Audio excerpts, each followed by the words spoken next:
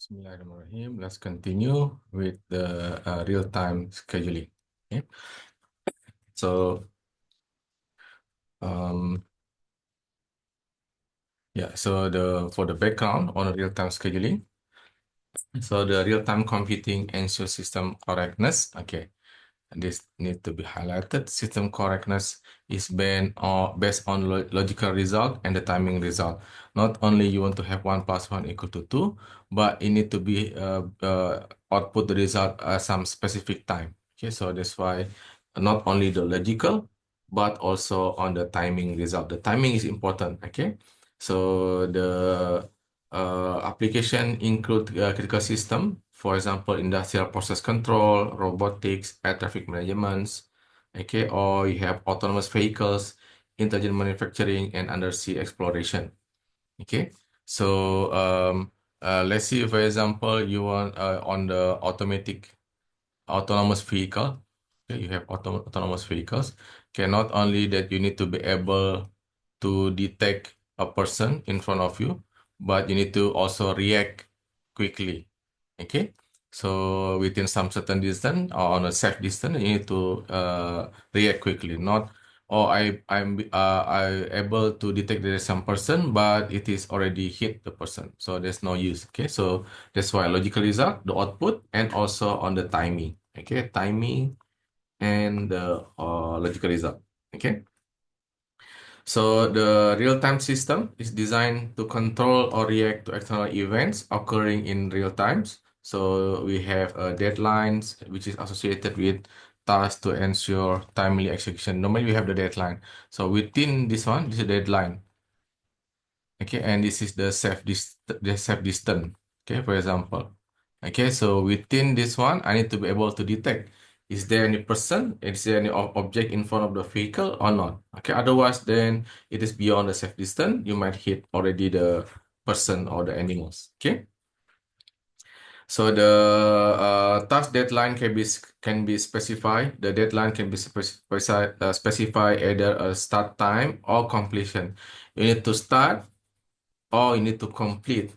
Okay, normally we have to complete the deadline, but also start. You need to start the response within 1 second. If there is some external events, you need to respond within 1 second. For example, you have for example air defense system. If there is some missile, you need to react within that 1 second or microsecond, for example. Okay, in order to intercept the missile.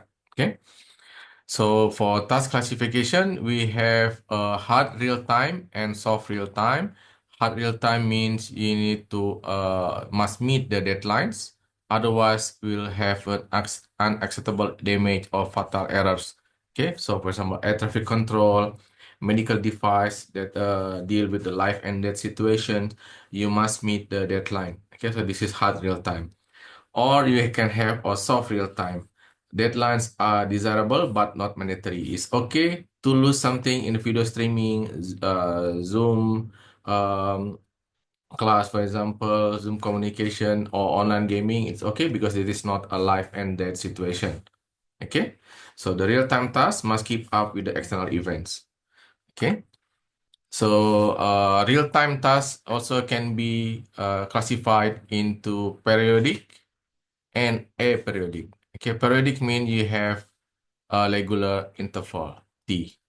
So every time then you have some periodic task. Okay, so the requirements one per period t or exactly t unit apart. You need to do, for example, collect the data, monitor the process, and so on. Okay.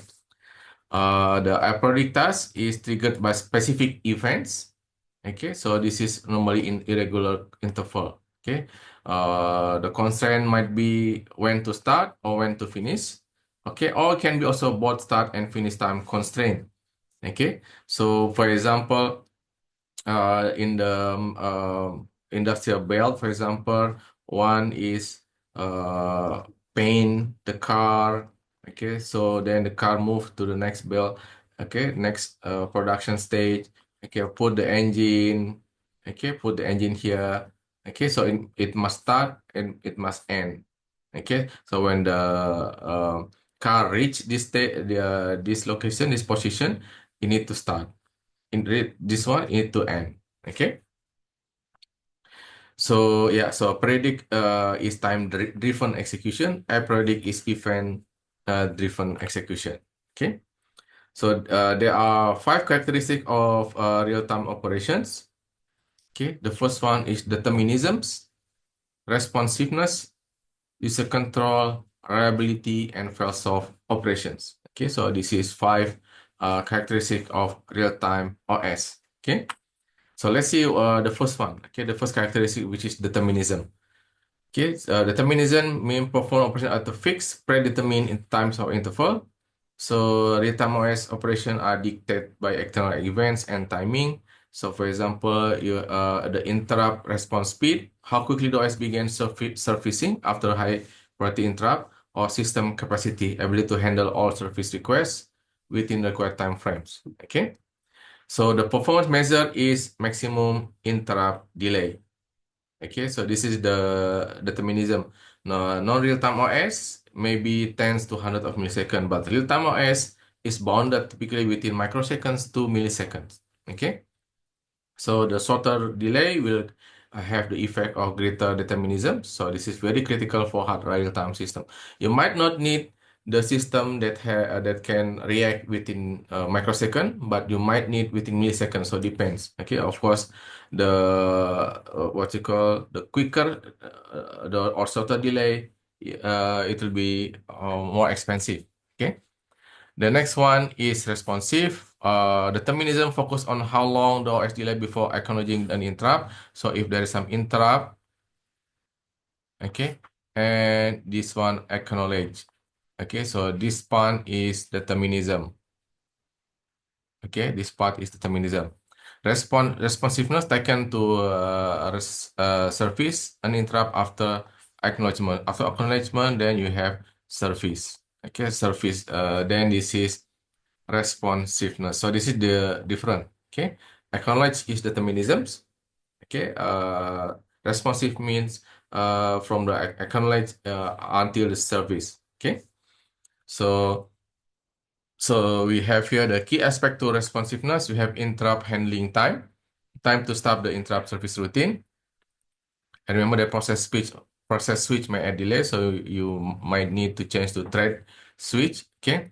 Then interrupt service routine execution time is depend on the hardware platform, and interrupt nesting. So interrupt service routine time due to interruption by high priority interrupt. So also this one determine the key aspect of responsiveness. Okay.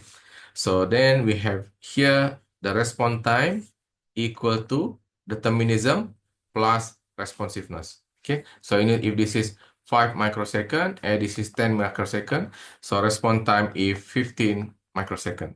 Okay, so this is critical for meeting time requirement of external events. Okay, the second one of the characteristics of real-time OS is user control.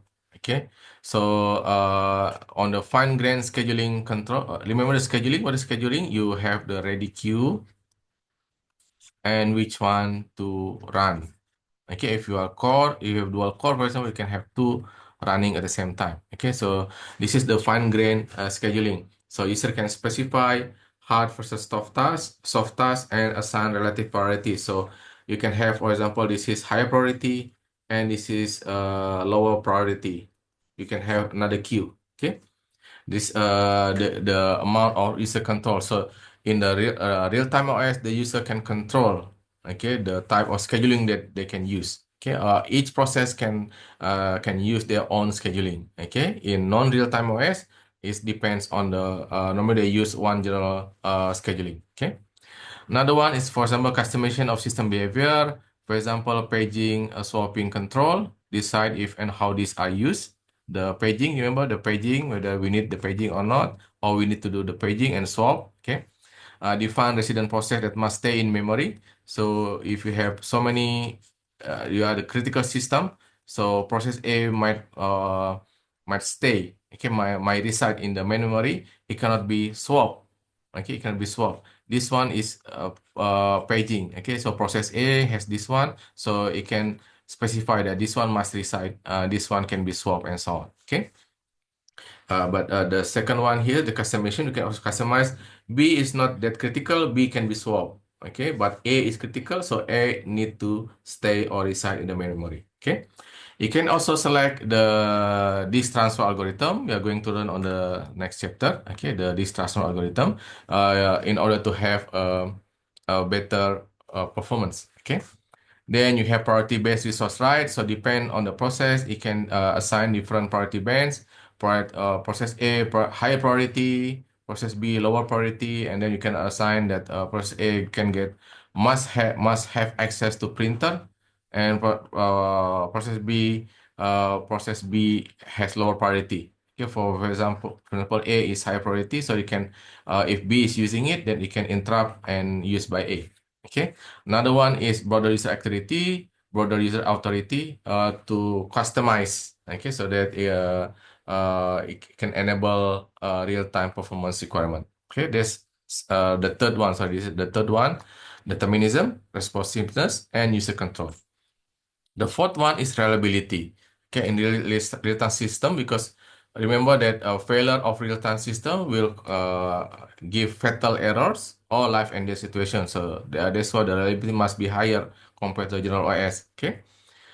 So reliability is paramount in real-time system compared to the non-real-time system. And transient failures, if there's some error, the non-real-time OS can reboot, just simply reboot, or temporary operating with reduced service. Okay, so you can also what you call reduced service, but for real-time OS, you cannot reboot. Okay, if reboot, then you have the fatal errors. Okay. And catastrophic consequences for in the real-time system can lead to financial losses, okay, equipment damage, or loss of life. Okay, so this is you need to design the real-time OS to be reliable. Okay, and also performance degradation unacceptable in critical real-time operation in even in minor. So that's why real-time OS, real-time system normally more expensive compared to the general system. Okay. The last one is fail-soft operations. Okay, the last one is fail-soft operations. Um, yeah. So so the fail-soft operation is ability to handle failures by preserving capability and data as much as possible. In the case of failure, okay, you have a reliable system. So that's why normally in real-time system you have the two hard drive. If one is failed, then the other can still running and so on until you can change. Okay. Respond to kernel data. If there is some corruption, the terminal system will terminate execution and store data for analysis. Real-time system attempt to correct or minimize effect while continuing operation. Okay, so that's the difference. Okay, you need to have, remember that if you have here you have some what you call some reliability. Okay, some redundancies. Okay, so let's continue. Yeah, so also for stability, you need to have the highest priority task need to be complete. Less critical tasks may miss deadline. So you can also put some what you call some prioritizations. Okay, the one that hard task need to be complete. Soft task, then you can miss the deadline. Okay, it's okay. It's not life and death situation. Okay. So in a case of shutdown, you need to have also graceful shutdown. So the strive to maintain file and data consistency. Okay, so that is the five real-time characteristic of real-time OS. Okay, now let's see the common feature of real-time OS. We have stricter priority managements. Okay, with preemptive scheduling to meet real-time requirement. Preemptive means you can stop the other process or the other threads. Okay, so this is priority based on the priority. Okay, interrupt latency bounded by short latency and timely servicing of device interrupt. So it need to be responsive. Okay, need to be very short. Okay, in order of micro to millisecond. Okay, and predictable timing, precise and predictable timing characteristic. Okay, so this is the common features of real-time OS. Okay. Okay. Then for the short time task scheduler, remember what is the short time task scheduler? You have the process on ready queue. Okay, and this is the running one. Okay, so this is the short time task scheduler. Okay. So the key focus is ensure the hard real-time tasks meet deadlines. Remember that this is important. Otherwise, we have fatal errors or life and death situation. Okay, and this is ensure the second one is maximize. Okay, maybe you can lose something. Okay, but it's okay. For example, it's okay if there is some error. I cannot meet the deadline of measuring the temperature because I will measure it again on the next second. Okay, so this one is okay to meet. But reacting to something, for example, that is important. It need to be need to ensure that it meet the deadline. Okay. And also the fairness is not a priority. Okay, this the what you call the character of short-term task scheduler. So we protest deadline adherence of a fairness or average response time. Okay, so we just see we need to divide, for example, the ready queue into several priority. The one that hard real time need to complete first. So this one need to run on the processor first. After it meet the deadline, then it can go to the next priority, can go to the next priority and so on. Okay. Okay, responsiveness, the design for deterministic response time in the millisecond to sub-millisecond range. Okay, so for example, the leading edge application simulator for military aircraft have a constraint in the range of 10 to 100 milliseconds. You need to react within that, respond within that 10 to 100 milliseconds. Okay, and for deadline handling, most systems focus on responsiveness to deadline as they are internally deadline aware. Okay. Okay, so this is the various short time task scheduler. Okay, we have round robin preemptive scheduler. So you have process one, process two, process one, and so on. Okay, so you have round robin is like this: process one, process two, process n. So you take turn one, two. If you have only two process, then one, two. Okay, that's the round robin. A real-time task will be added to the ready queue to await its next time slice. Okay, the scheduling will generally be unacceptable for real-time application. So normally it's an application because you don't know this is request, for example, in real-time process, and then you just added here. Okay, done the next one. Okay, so it's not real time. Okay, now the what you call the time to run is very long. You can see here the distance is long. You go to process 2 first, then go to process n, then only it run process 1 again. Okay. And we can use priority-driven non-preemptive schedulers. This is non-preemptive, so not preempt. Okay, so there's a request from real-time process. Okay, but it cannot preempt, so it cannot stop. Okay, so it will add it on the next one. Okay, so the current process block are completed. Okay, so the next one, priority-driven preemptive scheduler on preemption point. So the preemption, this is the preemption point. Okay, this is the scheduling time. Okay, so you can allocate in here. Okay, so this is a more promising approach to combine priorities with clock-based interrupts. Okay, so round robin is based on the time quantum. So every 10 seconds or every 10 milliseconds, you switch the process. So it do preemption point occur at regular intervals. Okay. So the delay may be on the order of several milliseconds, but this one still may be inadequate for more demanding application. And the last one here is the immediate preemptive scheduler. Okay. So this current process, and there is some request from a real-time process. Okay, so real-time process preempt current process and execute immediately. Okay, so this is determinism and responsiveness only in very short. Okay, so that's why it's called immediate preemption. So scheduling delays for real-time task in this approach can then be reduced to 100 milliseconds or less. Okay. Okay, okay, now let's see the real-time scheduling. Okay, how do we implement real-time scheduling? If you have several tasks running, okay, how do we implement the real-time scheduling? Okay, so the key factor in scheduling approach, if it is you can see the scenario, the experimental setup or the running setup, then you can do schedulability analysis. So determine if task can meet deadline. So you can analyze, okay, whether the task can meet the deadlines or not. And then you can use static versus dynamic analysis. So static means pre-analysis before runtime. So you know already it's fixed. Okay, so and it will not change. For example, microwave or sound. Okay, or you can have a microwave oven. Okay, dynamic mean ongoing analysis during runtime. So you keep doing the analysis. Okay. Then schedule plan creation determine task dispatching at runtime. So then you have the scheduler, okay, from the ready queue and which one to run. Okay. So the objective of real-time scheduling is balance task completions and system responsiveness effectively. Okay. So you need to balance between the two. Okay, the class of algorithm for real-time scheduling, we can have a static table-driven, static priority-driven, preemptive, dynamic planning-based, or dynamic-based effort. Okay, so in here, the first one, feasibility analyze offline. Okay, so you analyze first, and then you put the scheduling. Okay, then you determine the scheduling. Okay.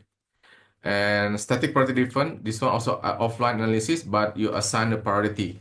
Okay, and use priority driven preemptive scheduling. Okay, so if one task has high priority, you can use this one. So this both is static. Then we have dynamic. So feasibility analyzed at runtime. Tasks are accepted only if their constraint can be met. Okay, so you can run, let's say, this is not task number one, task number two, that later can be made. But there is another task number three want to run, you analyze dynamically, or this one cannot meet the deadline, so this one not run. Okay, so they create schedules dynamically. Okay, or you can also use dynamic best effort, your no feasibility analysis. Okay, this one analysis at right time, this one no analysis at all. So attempts to meet deadlines, abort tasks if deadline are missed. Okay. So the static table-driven scheduling. So normally this one designed for predict task, the one that is can analyze. For example, you measure the sensor every 1 second. Okay, there's periodic task. Okay, with defined arrival times or execution duration and deadline. Okay, so not only arrival but execution duration, how long you are running. For example, every 1 second, but you run for 10 milliseconds. Okay, and deadline. Okay, when is the deadline to get the result? Okay, the input parameter will be three or sorry, four. Arrival time, when is it? How long? When is the deadline? And the priority. Okay, the characteristics will be predictable. This is not flexible. The method used normally you can use earliest deadline first. Okay, the earliest deadline first. You try to complete the earliest deadline. Okay, if there are so many deadlines, you just do the earliest deadline. Second one, static priority driven preemptive scheduling. So this one is still static. Okay, this is similar to non-real time system. Okay, the priority the you have here the priority. So in real time system, priority is tied to time constraint rather than dynamic system factor. So for example, we have a rate monotonic algorithm. We assign static priorities based on task period. Means that shorter period, higher priority. Okay, using rate monotonic algorithm, shorter period will have higher priority. Okay. So the usage is effective for system requiring strict adherence to task deadline. Okay. The third one is dynamic planning-based scheduling. A new schedule is created upon the arrival of a task before its execution begins. So, for example, you have T1, T2, you have one schedule, and there's another one coming T1, T2, T3. That another one will be scheduled to will be created. Okay. So we need to ensure that the new task deadline are met. So if we add task number three, can be met or not? If not, then you don't you cannot run the task number three. Okay. So the schedule is updated dynamically to incorporate the newly arriving task. So T3, that's on you have T4, or if you have finished T1, then you have this dynamic. Okay. So this provides flexibility to accommodate new tasks while maintaining real-time constraint. The last one is dynamic best effort scheduling. So the tasks are assigned priorities based on their characteristic upon arrival. The same thing like the first one, you have earliest deadline first. The same thing, earliest deadline first for like a static table-driven scheduling. Okay, and suitable, but this one is suitable for aperiodic tasks as no static scheduling analysis is feasible because static you need to have dynamic. Okay, So the pros and cons is easy to implement. Okay, and the disadvantage uncertainty in meeting time constraint until deadline arrive or task complete. Okay. Okay. Okay, now let's focus on deadline scheduling. So the focus is on the completing or starting tasks at the optimal time, not just rapidly. Okay, so like I mentioned, is correct, but you need to in the case of what you call obstruction detection or person detection in the autonomous vehicle, you need to have the deadline here. Start at when, and you need to decide by when. Okay, in order to you have to in order for you to have the safety distance. Okay, for example. Okay, here not just rapidly, but also when is the deadline. When is important in the real time scheduling. Okay. So the challenge address handle dynamic resource demands. There's maybe some conflict. Maybe a CPU is overload, and maybe there's some fault in the system. Okay, so that's the challenge. Okay, and if you are using priorities, normally there's some limitation. So it's no, inadequate as they fail to answer timely task completion or initiation. Using the priority alone does not guarantee that you will meet the deadline or you produce the correct result or the correct time. Okay, so we need to be very careful on this one. There's the limitation of priorities. Okay, so the key focus will be real-time system prioritize value-driven timing of our sheer processing speed, not only not only fast but also the whether it is correct at a certain time. Okay. So the key information for deadline scheduling, the timing parameters, when is the ready times, starting deadline, and completion deadline. Okay. Execution requirements, how long, and resource requirement. Okay. Priority levels, whether it's hard or soft deadline, and subtask structure. Maybe task will be mandatory, which is hard deadline, or optional, which is soft deadline. Okay. So yeah, so information used for deadline scheduling, for example, 1, 2, 3, 4, 5, 6, 7, you have here seven information used, okay, that we discussed earlier. So ready time and starting deadline, completion deadline, processing time, resource requirement, priority, and subtask scheduler. Okay. Okay, so remember that we use this one, earliest deadline first. So this one try to minimize missed deadline for starting or completion deadline in both single and multiprocessor. So it doesn't matter whether you're using one core or multiple core, multi-cores. Okay, so you need to try to minimize missed deadline. Okay. Strategy, you can have non-preemptive or you can have preemptive. Non-preemptive means you cannot stop the process. Okay, so this is good for suitable for tasks with starting deadline. Okay, relying on the task to save block after mandatory execution. Preemptive scheduler is normally ideal for completion deadline. Okay. Okay, so the key consideration is to balance preemption and task prioritization. Okay, ensuring effective deadline management. Okay, so this is an example of scheduling periodic tasks with completion deadline.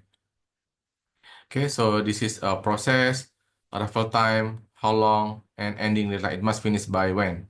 Okay, so this is action profile of two periodic tasks. Okay, so you have task A and task B. Okay, arrival time 10. You can see here arrival time A1. Okay, let's see the various scheduling. Okay, the first one, arrival time, execution time, and deadline.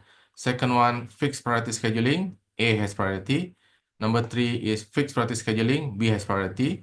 And number 4 is earliest deadline scheduling using completion deadline. So as you can see here, between the four, actually this one can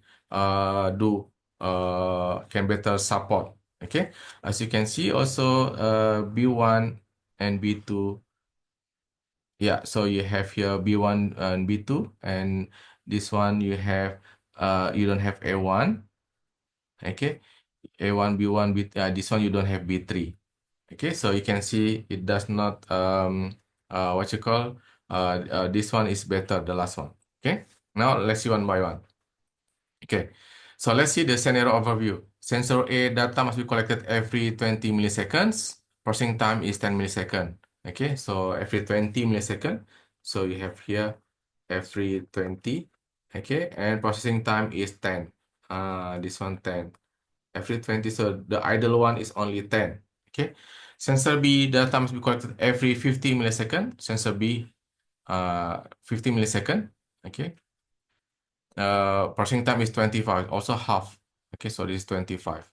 The rest is idle. Okay, and use idle again. Okay, so the priority scheduling challenge, for example, A has priority, B1 missed its deadline due to insufficient processing time. So B1, the first one, this is the arrival time, execution time, and deadline. Okay, you can see from like this, like I draw earlier. Okay, so this is 25, and every 15 seconds you need to have another one.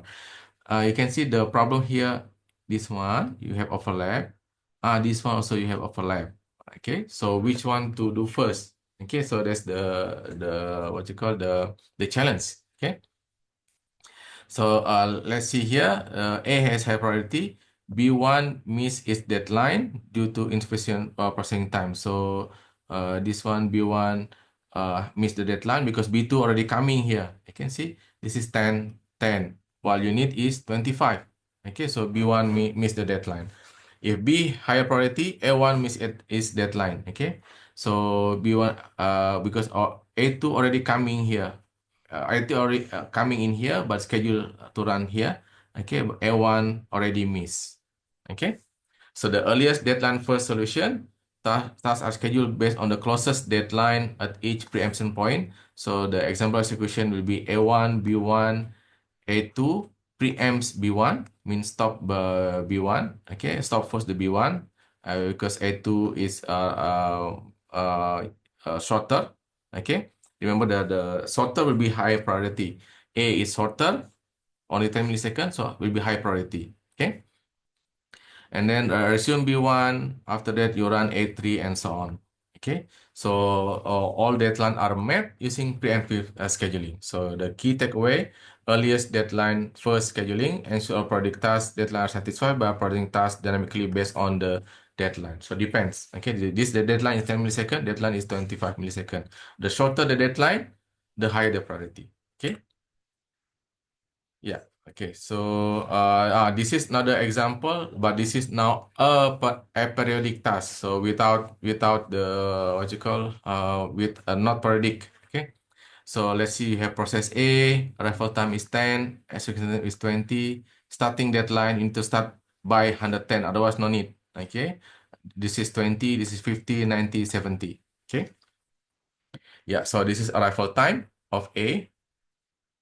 10, you can see, you can mark there, B, C, D, E. This is the arrival time. Okay, this is the arrival time. Okay, and starting deadline, okay, this starting deadline, A is in here, 100, 110, and the rest is B, C, D, E, and D. E first, then D. Okay, this is the starting deadline of, although the process of the task is A, B, C, D, E, but you can see here the starting deadline is B, C, E, D. Okay. So now let's see the different things. This is first come, first serve, but you cannot serve all. B miss, E miss. Okay. This is earliest deadline. Second one is earliest deadline with unforced idle times. Okay. This one can handle, can run all. This is B miss. Okay. So earliest deadline, deadline is will be here, starting deadline. Yeah, so you serve the A and B will miss because B is need to finish by this. Okay, so B already missed. Okay, so why A is 110, but it can run earlier. This is just the starting deadline. Okay, the deadline. Yeah.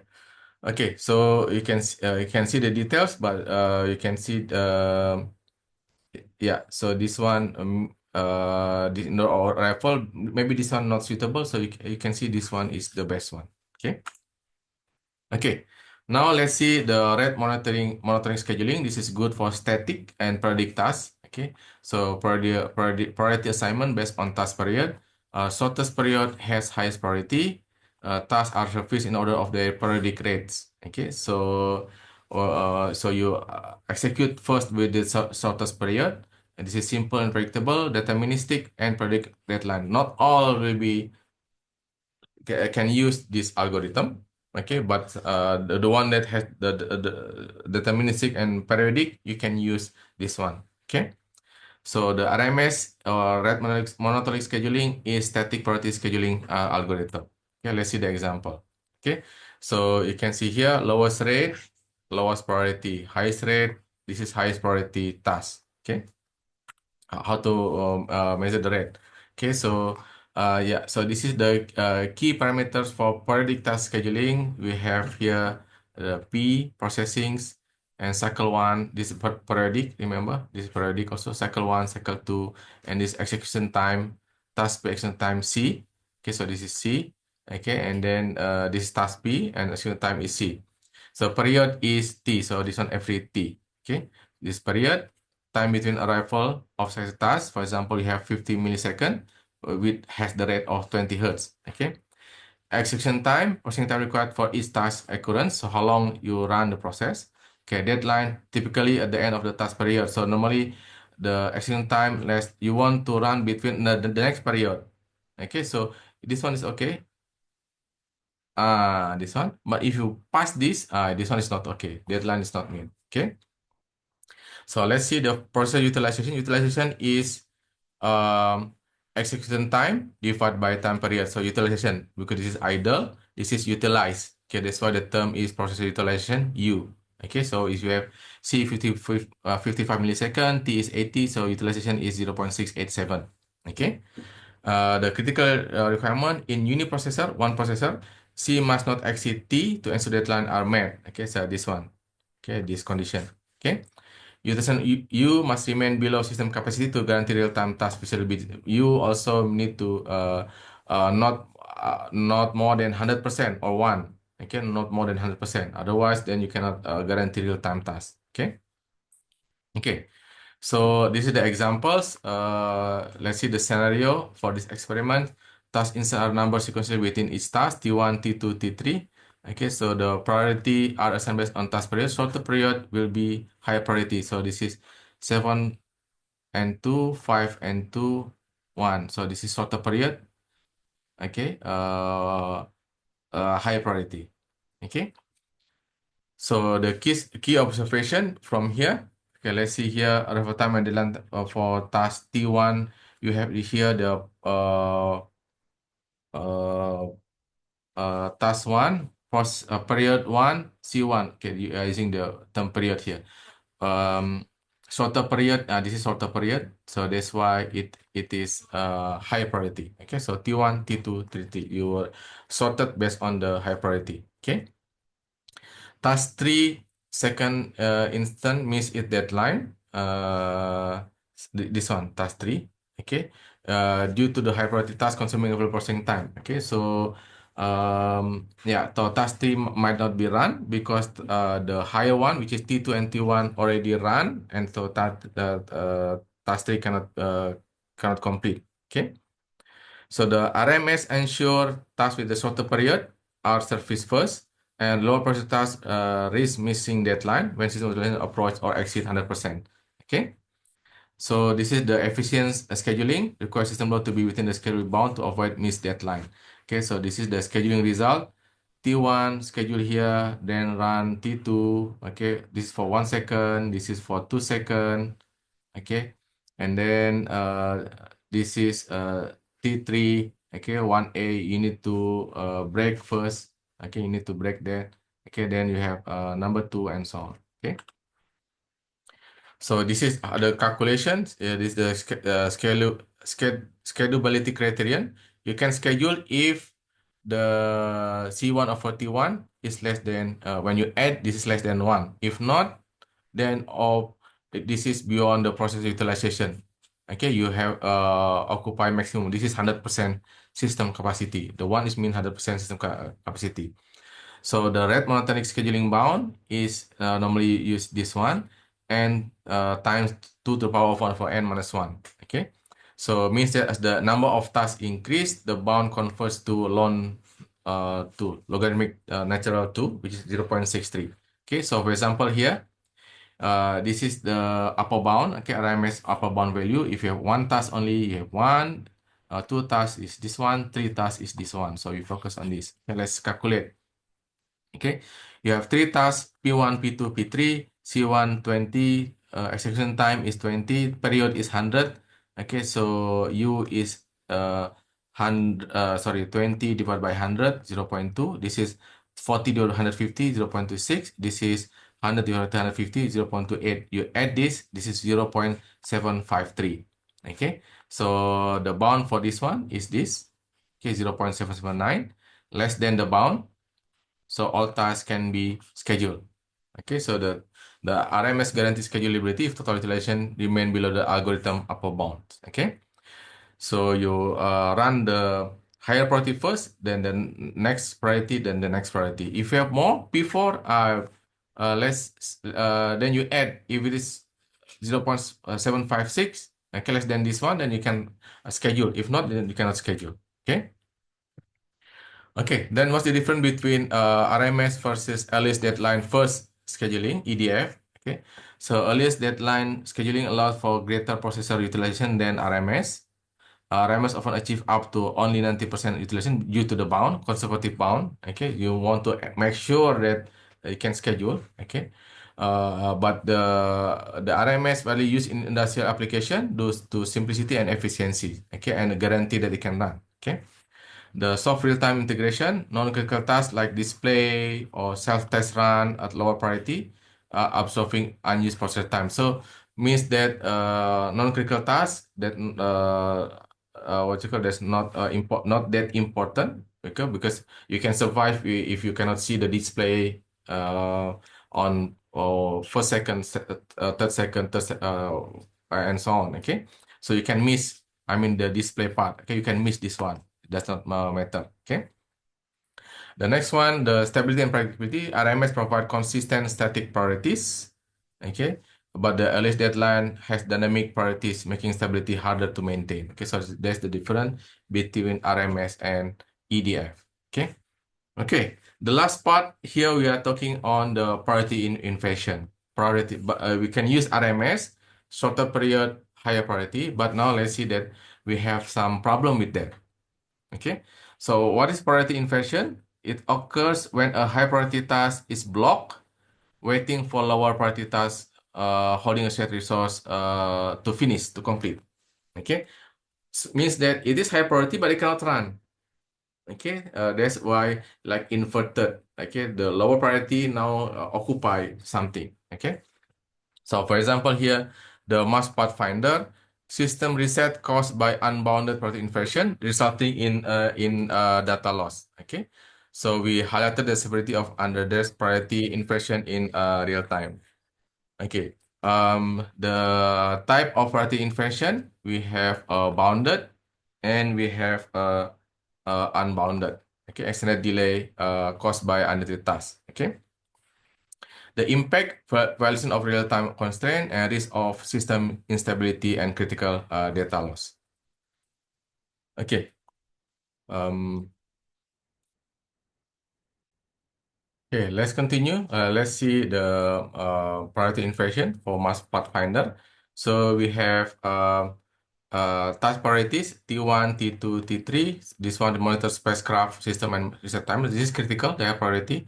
And we have medium priority, low priority. The second one, process image data, perform occasional equipment tests. Okay, so this is what happened. Okay, T3 is running. So this is semaphore low. Okay, this is preempted by T1, but because T1 is high priority, but it's blocked by T3 because T3 locked the semaphore. Okay, T3 locked the semaphore. Okay, then you can see what you call then continue to the next one. Okay, preempted by T2, but still also T2 cannot run. Okay, so you just follow here, start, preempt T3, resume executions, preempt T3, T2 suspend, finally resume. This is the important part. T1 finally resumes. Okay, T1 finally resume. But the timer expires. So when the timer expires, it means that the spacecraft said that, oh, there is something wrong. I need to reset.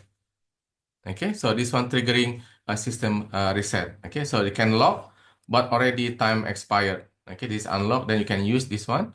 Okay, but so you have uh timer what you call, you can it's already beyond the time, so the timer expires, so means that you need to reset. Okay, so this is called the unbounded priority inversion.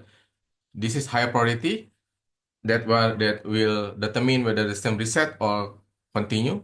But it's locked by the T3, which is the only perform occasional equipment test. Okay. Okay. So how to resolve this one? We can do two things. Okay, the first one is priority inheritance protocol. A lower priority task inherits the priority of higher priority task that is blocked, waiting for set resource. Okay, this is successfully applied to resolve the Mars Pathfinder priority inversion. Okay, or you can use priority ceiling protocol. So each resource assign a priority ceilings. So when you use the resource, it is high priority. Okay, this is what happen if it just it's not preempted by T1, it can finish, then this one can run. Okay, so that is what happened. So whenever the T3 is running, it assume higher priority. Okay, so this one of the priority will be number one. It cannot be preempted, or it can be preempted by T1 or T2. Let it finish first, then it can go to T1 and so on. Okay.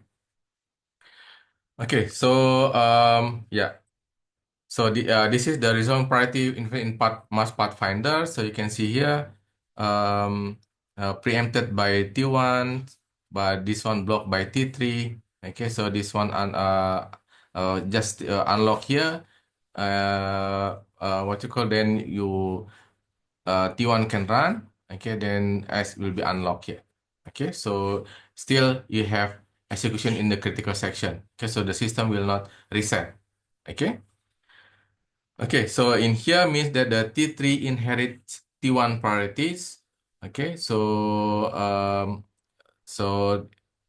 you can see from here is attempt to lock S, but you cannot. Okay, so you can run first until completion, then only can use the by T1. Okay. Okay, so that will be this chapter. The rest of the chapter is the example on Linux scheduling. You can read this one, okay? Or you can use Unix SVR for schedulings, okay? And Unix FreeBSD schedulings. And the last one is Windows scheduling, okay? So for summary, we have discussed the multiprocessor scheduling, okay, real-time process and real-time OS. And the key takeaway is multiprocess system simplify algorithmic impact, means that you can use the simple first come first serve algorithm because the performance is almost similar to the more complex algorithm. Okay.